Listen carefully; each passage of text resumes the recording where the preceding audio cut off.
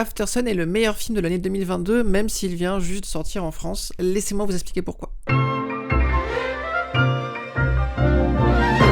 Hello internet, bienvenue dans ma youtubeuse ciné era. Vous voulez de l'analyse pointue et professionnelle, je suis la personne qu'il vous faut. Sachez que vous avez ici affaire à une experte du 7ème art. J'ai en effet une licence de cinéma. La meuf est diplômée en fait, bac plus 3. Bon du coup oui, je suis ce genre de personne insupportable qui a étudié le cinéma et qui peut parler de films pendant des heures. Et je me déteste, mais on y travaille avec ma psy, donc vous inquiétez pas. Mais aujourd'hui, on va parler d'un chouette film. Aftersun est un film américano-écossais sorti à l'été 2022 à peu près partout dans le monde, sauf en France où on vient juste de la voir en salle. C'est réalisé par Charlotte Wells qui a 3 courts-métrages à son actif et dont c'est le tout premier long métrage. J'essaye un peu de me la jouer à la Karim Debache pour l'intro, t'as vu? Et avec ce seul film, Charlotte Wells est devenue une énorme sensation dans le milieu du cinéma indépendant, puisqu'elle a été sélectionnée à Cannes en compétition pour la Caméra d'Or qui récompense les premiers films, a été nommée à tout un tas d'autres grands prix comme les BAFTA et a gagné le grand prix lors du festival américain de Deauville. Oui, c'est parce que en fait avec mes colocs on a revu toutes ses anciennes vidéos récemment, donc le film a reçu par ailleurs un super accueil critique avec un score de 95% sur Rotten Tomatoes, a rapporté près de 4,3 millions de dollars pour un budget de... je sais pas, j'ai pas trouvé, mais c'est beaucoup pour un film comme ça. Le film est aussi produit entre autres par Barry Jenkins, le réalisateur derrière l'oscarisé Moonlight. Et je suis vraiment hantée par ce film, je l'ai déjà vu 3 fois, je pleure un peu plus à chaque visionnage, c'est grave. Le film raconte l'histoire de Sophie et Callum, une fille de 11 ans et son père de 30 ans, respectivement joués par Frankie Corio dont c'est le premier rôle au cinéma, et par Paul Mescal, que les meufs bi adorent depuis qu'il a joué dans Normal People, et dont ce film est le premier rôle, et ça lui a déjà valu une nomination à l'Oscar du meilleur acteur, en sachant qu'il avait été nommé à un Emmy pour Normal People, qui était son premier grand rôle dans une série aussi. Donc le mec a simplement une carrière fulgurante à tout juste 27 ans. Et est aussi à l'affiche du prochain Gladiator. Information random que je vous donne gratuitement. Bref, Sophie et Callum partent tous les deux en vacances d'été en Turquie dans la fin des années 90 et on suit l'évolution de leur relation. Mais très vite, quelque chose cloche. En effet, on comprend assez vite que le film ne se passe pas au présent, mais est raconté du point de vue de Sophie 20 ans plus tard, qui parcourt des archives vidéo filmées avec un caméscope analogique au moment du voyage avec son père. Elle a désormais le même âge que lui au moment des vacances et tente de mieux comprendre qui était cet homme qui ne semble plus vraiment dans sa vie désormais. Donc vraiment un film pour des gens avec des daddy issues. C'est-à-dire moi, oui. Le film est aussi ce qu'on pourrait appeler une autofiction, comme en parle très bien la réalisatrice elle-même. I still assert that it is a piece of fiction, but I wasn't on this holiday. These days did not play out as they do in the film, but I think that my relationship with my dad was the foundation of these characters, and so there is much of me in this. It is true that the feeling that the film builds to is very much mine. And it's true that myself and my dad were the inspiration of the characters, but they really did become characters in their own right. I never saw this film as autobiographical. There are some filmmakers who do and who seek to recreate, and I was never seeking to recreate other than in feeling. Recréer en sentiment. Je crois que c'est un des gros trucs qui m'a plu dans le film, genre sa capacité, par la mise en scène et le récit, à capturer une sensation. Le plan de 2 mains bercées par le soleil au-dessus de l'eau, de silhouettes floues qui regardent à l'horizon. Par le découpage particulier de certaines scènes, elle choisit pas vraiment de montrer ce qu'il se passe, mais cherche plutôt à capturer le ressenti des protagonistes et la fragilité des souvenirs de son personnage principal. Parce que c'est de ça que sont constitués les souvenirs. Les souvenirs sont flous, pleins d'ellipses, c'est parfois plus une sensation, une image qui nous reste au milieu des vides à combler, du silence et des absences. Le souvenir, c'est quelque chose qui nous ment, qui se dérobe à nous, qui rend le temps parcellaire, et capturer ces parcelles avec une caméra, c'est tout le travail d'Aftersun. When I was thinking about writing this and outlining, I started just to list things that happened on holidays with my dad, with my mum, just throughout childhood. And I think that process of remembering and allowing that to kind of form that outline made the film about remembering in a way that I hadn't necessarily expected. Je crois vraiment que c'est un des trucs qui m'obsède avec ce film, c'est que t'as vraiment l'impression de naviguer des souvenirs. La réalisatrice choisit aussi d'utiliser l'objet du caméscope comme processus d'archivage parcellaire du temps, seul support que possède Sophie pour explorer le passé, seuls indices qu'elle a pour tenter de mieux comprendre son père. I was reminded by watching footage, and it's amazing how many people's holiday videos from the 1990s are on YouTube. Just like 1 hour of here's a pigeon in the pond outside my window. I mean, it's amazingly tedious. It's so great. And it was about capturing that. It became driven towards what are these records that we have? They're never what we want them to be, rarely. C'est marrant parce que moi, mon grand-père, qui est mort désormais, avait des heures et des heures de cassettes vidéo comme ça parce qu'il avait une très très grosse caméra. J'avais un grand-père assez technophile, on va dire. Il avait genre même un Mac et tout. Il était vraiment passionné par ça à son grand âge. C'était un peu étonnant. Et du coup, il a toujours eu une espèce d'énorme caméra avec laquelle il filmait de ouf ses petits-enfants en permanence. Et du coup, maintenant, tout ce qui nous reste un peu de son regard, bah, c'est ces archives-là en fait. C'est des heures de vidéos qui sont pour la plupart complètement inintéressantes. Et pour avoir un peu farfouillé là-dedans, il y a vraiment ce truc d'aller chercher des indices ou des informations sur genre nos parents quand ils avaient notre âge ou sur nous quand on était enfants. Et t'as beau chercher, genre les trucs intéressants sont vraiment rares et durs à trouver. Bref. Un autre feeling que le film capture, c'est celui du passage à l'adolescence. Aftersun est ce qu'on pourrait appeler un coming of age. On peut y voir le personnage de Sophie qui transitionne doucement de l'enfance à l'adolescence. Elle découvre la sexualité, le désir et surtout le fait qu'une fille, c'est censé aimer les garçons. Et c'est un des points les plus intéressants du film, je trouve. Parce que à un moment, on a une scène de Sophie adulte où on voit qu'elle est en couple avec une femme et qu'elles ont un enfant ensemble. Mais dans les scènes de elle enfant, elle embrasse un garçon. Donc quoi qu'il arrive, il s'agit d'un personnage qui n'est pas hétérosexuel. Sauf que personne ne parle de cet aspect du film sur internet, j'ai rien trouvé. Alors me voilà, votre experte lesbienne locale. Pour moi, Sophie, elle est lesbienne, et Aftersun parle entre autres du fait de grandir en tant que lesbienne dans un monde hétérosexuel. Et pour être plus précis, je trouve que c'est un film qui montre de manière assez juste à quoi ça peut ressembler l'hétérosexualité obligatoire à cet âge. L'hétérosexualité obligatoire, ou hétérosexualité compulsive selon les traductions, est un concept popularisé par la poète et essayiste lesbienne Adrienne Rich dans son essai Compulsory Heterosexuality and Lesbian Existence, sorti en 1980 aux États-Unis, et que vous pouvez retrouver en France dans le très bon recueil La contrainte à l'hétérosexualité et autres essais aux éditions Mama Mélis. Dans cet essai, Rich défend l'idée que l'hétérosexualité est tellement normalisée et les relations amoureuses et sexuelles avec les hommes vues comme tellement inévitables pour les femmes qu'il leur est impossible de devenir homosexuel ou même de l'envisager. En gros, l'hétérosexualité dans notre société n'est pas juste présumée comme l'orientation sexuelle de tout le monde, mais elle est aussi imposée par tout un système, que ce soit par la culture, la publicité, la famille, les parents, les amis, qui marchent comme une énorme usine de propagande qui dit aux femmes qu'elles doivent désirer les hommes et leur masque la possibilité de se désirer entre elles, mais aussi par le système économique patriarcal qui crée une dépendance financière des femmes envers les hommes et les oblige à performer l'hétérosexualité pour survivre. Je rappelle qu'avant 1965, une femme avait encore besoin de l'autorisation de son mari pour ouvrir un compte en banque en France par exemple. L'idée d'Adrienne Rich était donc de dire que l'hétérosexualité n'est pas naturelle mais est un système politique qui avantage les hommes. Et elle va même plus loin puisque dans son essai elle dit qu'il faut analyser l'institution de l'hétérosexualité comme tête de pont de la domination masculine, puisqu'elle oblige toutes les femmes à se rendre disponibles affectivement et sexuellement aux hommes, et invisibilise le fait qu'on n'a pas besoin d'eux et qu'on peut juste coucher entre nous. Bref, tout ça est très mal résumé, mais je vous invite évidemment à lire cet essai. Donc, retour à Aftersun. Je pense que la trajectoire de Sophie dans ce film illustre à merveille les effets psychologiques que l'hétérosexualité obligatoire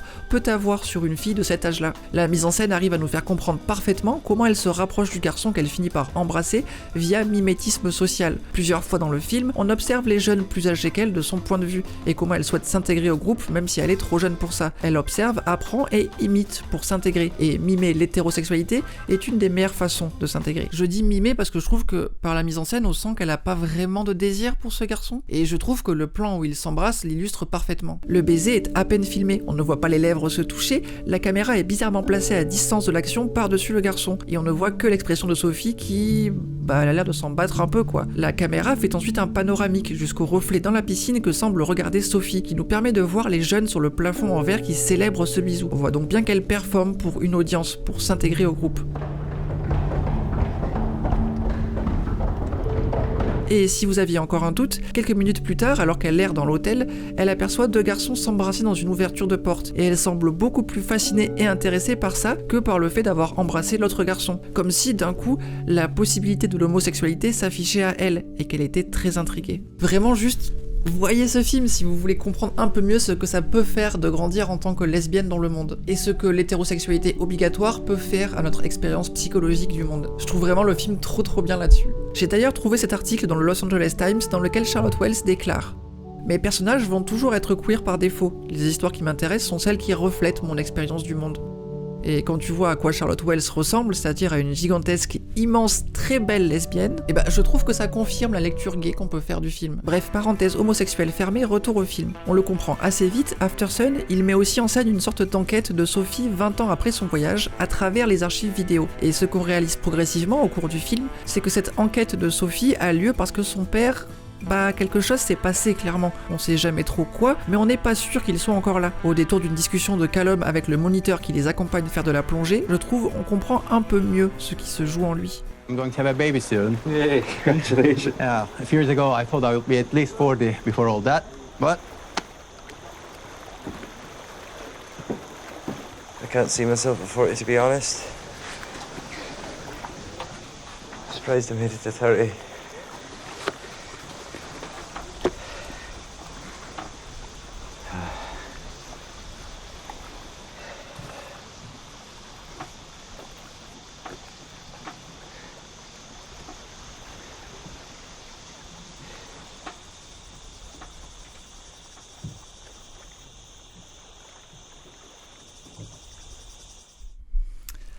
Ouais, changement d'ambiance. Je trouve qu'à ce moment-là, le film prend un tournant tout autre. Cette réplique éclaire tout ce qu'il se passe d'une nouvelle lumière. Les silences, les plans qui durent trop longtemps sans aucun cut, les regards, les touchers.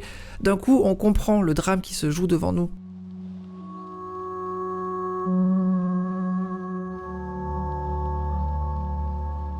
Aftersun, c'est un film qui capture un feeling, on l'a dit. Et ce feeling, je crois que c'est pas uniquement celui du souvenir, ou alors d'un souvenir un peu particulier qui va être coloré par autre chose. Pour moi, ce que Aftersun y capture surtout, c'est le sentiment du deuil. Et c'est vraiment ça le cœur du film, recréer quelque chose que Charlotte Wells a elle-même ressenti et vécu dans sa relation à son père, étant donné qu'elle a perdu le sien quand elle avait 16 ans. Et c'est un thème récurrent dans son travail, parce qu'un de ses précédents courts-métrages est aussi une tentative de capturer la sensation du deuil à travers la mise en scène. Dans Tuesday, c'est une adolescente qui retourne dans l'appartement de son père après sa mort, et qui parcourt son appartement encore intact avec toutes ses affaires dedans.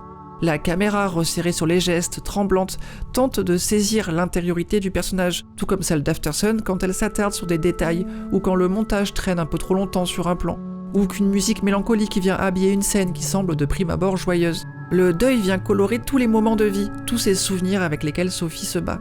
Et pour moi, je crois que c'est vraiment une des grandes réussites de ce film d'arriver à faire ça. Je crois que dans ma vie, globalement, j'ai assez peu eu affaire au deuil. Genre, j'ai perdu mes grands-parents quand j'étais un petit peu âgé, mais je m'y attendais, genre c'était douloureux, c'est sûr, mais genre je m'y attendais, et c'était pas un deuil genre complètement englobant et complètement traumatisant, genre c'est un truc que tu t'y attends, ça arrive à l'âge auquel moi c'est arrivé, c'était un âge normal, c'était pas surprenant en fait, j'ai pas été hanté par ça quoi. Par contre l'an dernier par exemple, j'ai vécu une rupture amoureuse qui a été, je pense, la plus dure de ma vie. Les lesbiennes étant ce qu'elles sont, toi-même tu sais. On ne peut rien faire de manière non dramatique. Et je crois que pour la première fois, j'ai compris toutes les chansons qui parlaient de rupture amoureuse. Comme si jusque-là, je savais pas vraiment de quoi elles parlaient. Et j'ai réalisé que la rupture amoureuse intense comme ça, où tu passes de parler tous les jours à plus rien du tout, c'est un vrai travail de deuil. Et pour l'avoir vécu de manière très intense, je trouve que Aftersun capture vraiment bien cette émotion-là. Comment on revient sur les souvenirs et comment genre ils sont colorés par la mort ou la séparation ou le temps. Bref, par le deuil quoi. Par sa capacité à parler du deuil, le film parle donc du temps qui passe et qui affecte nos souvenirs. Il le fait magnifiquement bien, avec une grande subtilité, et je pense que c'est une des raisons du succès du film. Mais je crois que du coup, par ce travail sur le temps qui passe et sur la relation au père, il parle aussi très bien de comment le temps nous permet de mieux comprendre nos parents et ce qu'ils traversent pendant notre enfance. There is enough in there about the struggles of parents or seeing your parents as people for the first time, of the lengths that parents go to protect their kids, of growing up and taking that step from childhood toward adolescence. That there's some pretty universal things in there. And this idea of shielding your kids and seeing your parents as people, which tends to happen when they disappoint you, You rarely see them as people because they're overjoyed. You see them as people when they don't live up to your expectations and they fail to fulfill absolutely that role of parent that they perform for you, and you suddenly see them in one of the other roles that they have in life. And yeah, there is a performance to it. Je crois que c'est un des trucs qui m'a le plus touché perso dans le film, mais c'est comment on voit un père qui galère avec la vie et qui malgré tout fait tout ce qu'il peut pour être le meilleur père possible. Genre juste la scène où il s'excuse d'avoir été un père merdique à son enfant. I'm so sorry, Sophie. Yesterday was... Thanks. It's no big deal. No, it is a big deal. Sorry, okay? Bah ouais, voir un père faire ça, ça me fait juste chialer, j'avoue, je le dis. Quand t'as passé ta vie à rêver que ton père s'excuse, ça tape pile où il faut quoi. Un des gros travaux sur le tournage du film, ça a justement été de construire une intimité entre les deux acteurs pour pouvoir raconter au mieux tout ça. Ils ont passé 2 semaines ensemble dans l'hôtel avant le début du tournage pour apprendre à se connaître. Et c'est quelque chose qu'on sent dans le film. Et je trouve on le voit aussi dans les interviews qu'ils ont fait ensemble après. What were your favorite moments? My favourite moments Yeah. out of the whole filming. Yeah. Right, I'm gonna rephrase this. Ready? Yeah, me too. My favourite moments out of the whole filming were. Did you see that? Yeah, that was good.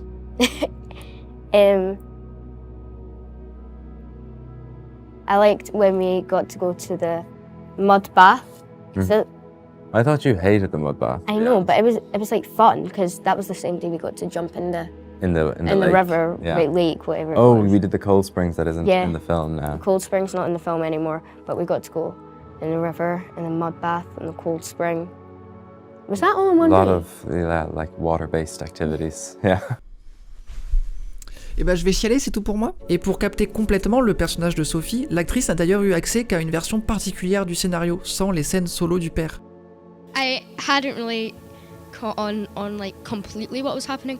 Like when they were filming like scenes that was just Paul, I could tell that it was like obviously wasn't happy scenes, but I didn't really know exactly what was happening until I watched the film at Cannes, and then I kind of realized what was happening. Oh my god, elle est trop cute. Et c'était d'ailleurs un truc important de la mise en scène. Pour capturer ce sentiment de Sophie qui ne comprend pas bien son père, toutes les scènes où il est seul sont filmées à distance pour exprimer l'incompréhension, comme si la caméra ne pouvait pas vraiment lire ce qui se passait avec Callum. Mais alors, bah justement, qu'est-ce qui se passe avec Callum ?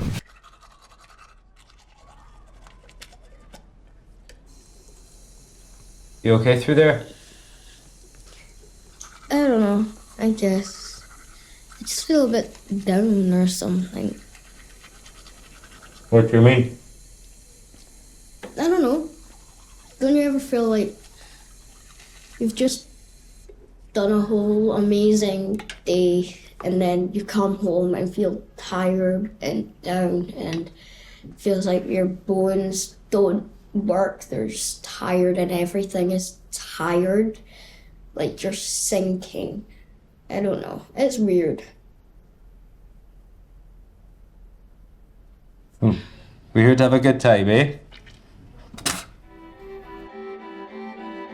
Je crois que ce moment entre les deux personnages, il raconte ce qui se passe. Callum est très clairement un personnage qui se bat contre quelque chose proche de la dépression.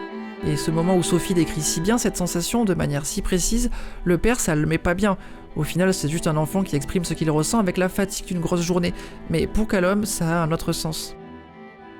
Mental illness is really messy and complicated, and symptoms overlap and things are hard to diagnose and often misdiagnosed. So I was balancing these questions over the course of writing until I had an understanding of exactly what it was. I was trying to do it in a way that felt like it would be legible ultimately to an audience in the way that I wanted it to be, which is that you understand that something is profoundly wrong. He doesn't necessarily understand exactly what and why, other than that he experiences these moments of desperation, you know, like absolute desperation. Ce désespoir absolu, ne pas arriver à sortir de la mélancolie, du vide que peut faire ressentir la dépression, c'est ce que capture très bien le film, je crois. Comment cette maladie te coupe de ton environnement, t'empêche d'exister et de vivre des moments de vie très simples, et comment tu t'en veux et te détestes après. Moi-même, je me suis débattue avec la dépression depuis aussi loin que je me souvienne, avant même mes 14 ans, je pense. Et j'ai l'impression de commencer à peine à en sortir, et c'est trop étrange de découvrir la vie avec l'envie de vivre et de sortir. Genre, je sais pas quoi faire de moi et de cette énergie des fois. Parce que, je crois que, un peu comme le personnage du père, pendant très longtemps, j'arrivais pas à exister. Je pensais juste au suicide et j'arrivais pas à sortir de chez moi et à juste vivre. Et je pense que c'est pour ça que le film me touche autant. Je me retrouve aussi bien dans l'expérience de Sophie, de grandir en tant que lesbienne dans un monde hétérosexuel, que dans celle du père, de se battre avec la dépression et de penser que de toute façon, on sera mort avant 30 ans, donc pourquoi se projeter dans le futur ? Et je crois que la scène du karaoké dans laquelle Sophie insiste pour chanter avec son père et lui il l'abandonne au dernier moment et la force en fait à performer seule sur scène, c'est une des plus efficaces du film pour capturer ce sentiment de vide, de rupture avec soi-même. I feel like Callum wants to do karaoke. I feel like he wants to but can't. I feel like that's the wrestle that Callum goes through a lot and is kind of common for him, is the kind of relationship with how he perceives himself, but there's kind of a block for him at moments that stops him from fully stepping into his own life. I feel like sometimes he's on the outside of his own life looking in, and then other moments he is fully present, goofy dancing, very alive, very colourful, and that's just one of those moments where he doesn't want to be perceived, he doesn't want to stand up in front of people, and I think it upsets him. It's like it doesn't line up with how he perceives himself as a father. It's one of those moments in the film where he fails, and I can relate to that, you know, that feeling of not being fully able to step in and be who you want to be. Et c'est juste atroce dans cette scène parce qu'en plus tu sens qu'il comprend comment il blesse son enfant en faisant ça, qu'il n'assume plus vraiment genre son rôle de père et qu'il peut pas faire autrement, et l'effet que ça a sur Sophie. This moment where there is like an innocence lost, you know. For me, this scene early on in the script represented the transition from childhood to adolescence, where self-consciousness creeps in, and once it does, there's no going back. You can't get that back. You can't get that freedom back. And then the sequence afterward is totally devastating, and the smile that Paul is about to give is the reason that we chose this take, because it is utterly heartbreaking how hard he tries in that moment. Bref, ça va vous sinon? Donc le film est très fort pour parler de santé mentale et de dépression. Et Charlotte Wells, elle défend même aujourd'hui l'idée que c'est peut-être pour ça que le film il a aussi bien marché d'ailleurs. Why this film has resonated with people, like I have started to wonder recently if that is at play here, if there is a literacy about mental health among younger people, and the audience does seem to be comprised of younger people, if that literacy is part of why the film has worked. Because they recognize it, because they have the words to describe what they see unfolding on screen. Because that part of the film is legible to them, because it's something that they spend a lot of time thinking about. And even though it's not articulated in the film, it is expressed in the film, and then they are able to articulate it after the fact. Et ouais, c'est ça que j'adore dans ce film, c'est qu'il est riche de tout ça et que je pleure beaucoup trop à chaque fois que je le vois. Je me retrouve dans les personnages, je trouve que le film exprime avec trop de justesse toutes ces choses sur le deuil, sur la dépression, sur le rapport aux parents. Et puis à la fin, le dernier soir de Sophie et Callum en vacances, le père, pour une fois plein d'énergie, se lance sur le dance floor pour danser sur Under Pressure de Queen et David Bowie. Sa fille le rejoint et le tout est entrecoupé de courts extraits d'une autre scène dans un club qui semble complètement coupé du monde. A dance sequence in which reality and something a little bit outside of reality intersect. And it is the climax of the film. Le club, c'est un motif qui revient plusieurs fois au cours du film, comme un rêve qui hante Sophie, un lieu hors du temps et de l'espace dans lequel son père est enfermé et avec lequel elle essaye de communiquer. There's this idea that it was a space that Callum occupied, that she knew of or learned of later. And so there's some idea of stepping into his space, even though it's very much in her mind, I suppose, if you want to put it that way. And that it is a place of escape, but that sometimes the escape can also become a prison in its own way. I remember how it was written on the page, and it was written that when you first see Callum, it feels that he is there and he's free and in control. And by the end, as you get closer, he isn't free, you know? He isn't in control. C'est donc ce rôle que joue le club. Les clubs sont des espaces de lâcher-prise dans lesquels une forme d'introspection est possible. D'expérience, j'ai l'impression que c'est un lieu rempli de dépressifs, et c'est peut-être pour ça que j'aime autant ça. L'entièreté d'Aftersun est lent, contemplatif, et ne semble pas raconter grand-chose, mais c'est l'accumulation des petits détails, des petits points de tension dans la mise en scène, le montage, le jeu des acteurs, l'interaction entre le son et l'image qui crée une montée en tension qui explose lors de la scène finale. Tout à coup, le deuil est là, la tragédie se fait sentir. I think I believe in the accumulation of very small, imperceptible details to building that feeling at the end so that you don't quite know where it came from, but it's really kind of taking in these small things throughout that gets you there. I think it is a byproduct of what interests me in making films and trying to broach quite complex human emotions that are inherently quite contradictory, you know, that don't make a lot of sense. And I think in doing so, there can be an ambiguity about what's going on. And so an audience is going to bring their own experiences, their own mood even on the day that they watch the film. And so there is space for them to interpret or to feel differently than maybe the person sitting next to them. And I think that's really nice. I mean, that's the beauty of movies, you know? Cette explosion finale, ce montage sur la musique Under Pressure, il vient conclure le film. Il exprime le déchirement du deuil, du père absent, du souvenir qui s'efface, du temps qui supprime tout, du fait d'être hanté par la disparition et de l'amour qui reste. Toutes les émotions accumulées par les petits détails disséminés tout au long du film explosent en une séquence. I mean, I think having already screened the film a little bit, people seem to feel emotionally connected to the arc of the film, and so I don't feel a pressure to kind of dictate what people are taking away because I'm quite happy with the feeling that they seem to be connecting to, and I do tend to think about films in terms of feeling versus any more concrete, expression. But I think ultimately it's a film that ends on a note of loss, but the love is not diminished by the loss that kind of occurs at the end of the film. The responses, regardless of where it's played, has been consistently positive, but also eliciting kind of familiar responses in each place. Lots of people calling their dads after the film, lots of people discussing how we don't really know our parents until we gain a little perspective, and I think, if nothing else, that's a massive success for the film, in my opinion.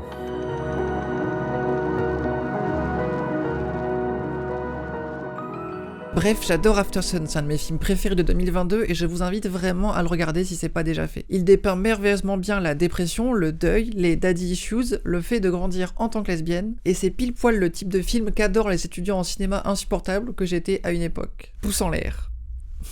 Brief Encounter has one of my favorite strings of dialogue of all time. She says, "I've fallen in love. I am an ordinary woman. I didn't know such violent things could happen to ordinary people," which is devastating, and that's generally how I like my cinema. Oui, Charlotte, on le sait.